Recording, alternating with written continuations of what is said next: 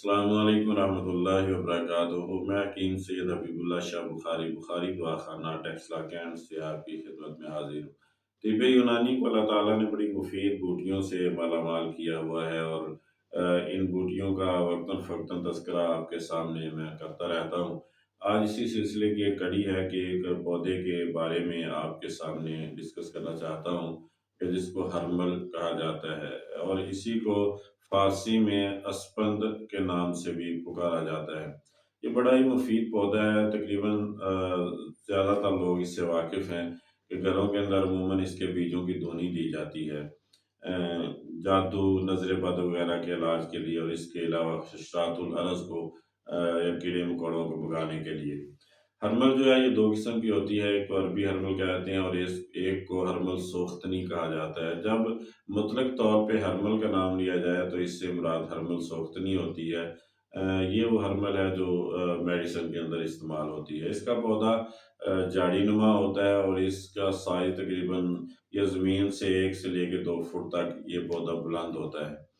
اس پودے کی جو شاخیں ہیں یہ کثرت کے ساتھ اس کی جڑ سے نکلتی ہیں، اور یہ پودا پھیل جاتا ہے کافی، اور اس پودے کے ساتھ جو پتے ہوتے ہیں یہ لمبائی میں اور باریک ہوتے ہیں، اور اسی طرح یہ نوکیلے سے ہوتے ہیں، اور اس کی شاخ یا ٹہنی کے آخر پر ایک پھول لگتا ہے۔ پھول جو خول نما ہوتا ہے، کہ جس کے 3 حصے ہوتے ہیں، اور ان کے اندر یہ تقریباً سیاہی مائل دانے بھرے ہوئے ہوتے ہیں۔ یہ دانے ہی ہرمل ہیں، اور اسے ہی میڈیسن کے طور پر استعمال کیا جاتا ہے۔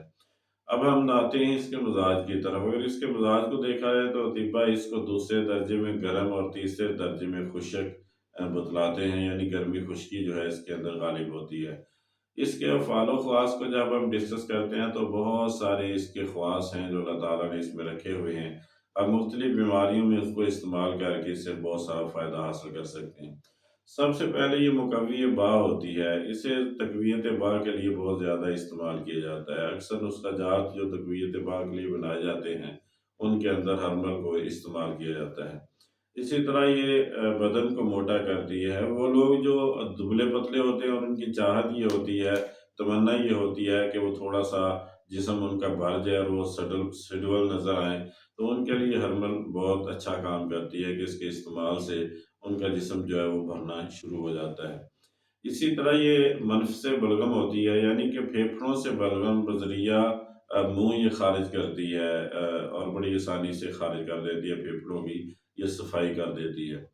قاصر ریا ہوتی ہے، معدے اور آنتوں سے یہ گیس کو خارج کرتی ہے، ریح کو خارج کرتی ہے۔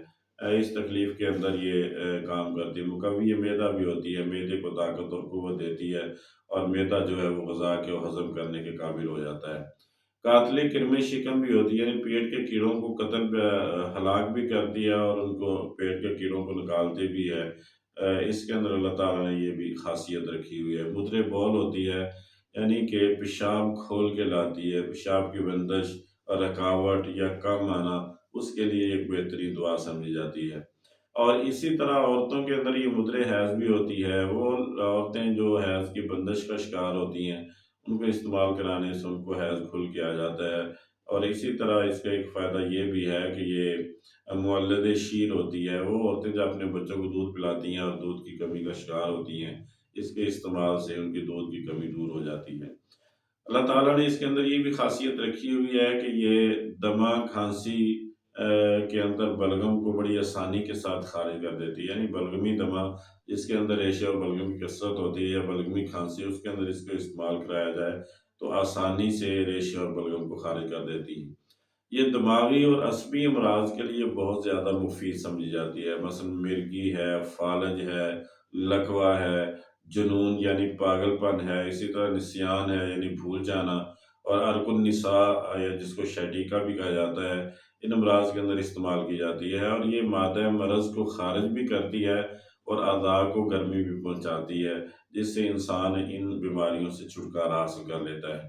اور اسی طرح امراض باردہ جن کا بھی ہم نے تذکرہ کیا ہے، عصبی امراض عموماً امراض باردہ ہی ہوتے ہیں، جن میں فالج، لکوہ وغیرہ، جو سردی کی شدت کی وجہ سے انسان اس میں زیادہ تکلیف محسوس کرتا ہے، تو ان امراض کے اندر اسی طرح ارک النساء کے اندر یہ بہت مفید سمجھی جاتی ہے۔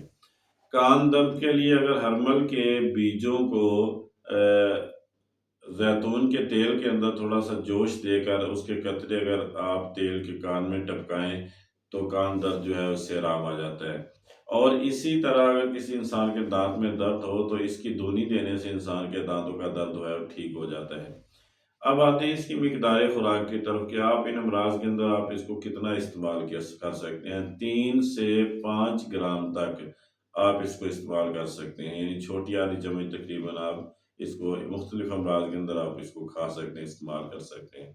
تو یہ ایک بہترین میڈیشنل پودا ہے، بہترین ایک دوا ہے اور سستا بھی ہے۔ اس کو ہم ان امراض کے اندر استعمال کر کے اس سے شفا حاصل کر سکتے ہیں۔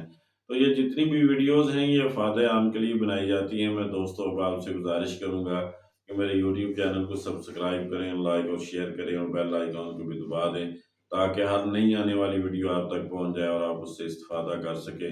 اللہ میرا اور آپ کا حامی و ناصر ہو۔ السلام علیکم ورحمۃ اللہ وبرکاتہ۔